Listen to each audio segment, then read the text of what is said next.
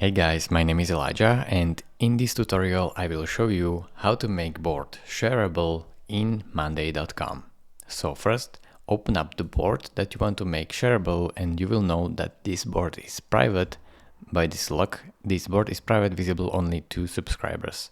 In order to make it shareable, go right here to options, then simply click on more actions. On the settings, and then go over here to change board type. Click on change to shareable. Now change board to shareable, so confirm it with this button. Here it says it is shareable, and you can simply share it just by copying this link and sending it to anyone. Thank you for watching. If this video was helpful to you, consider subscribing and liking this video, and I will see you in the next tutorial. Bye bye.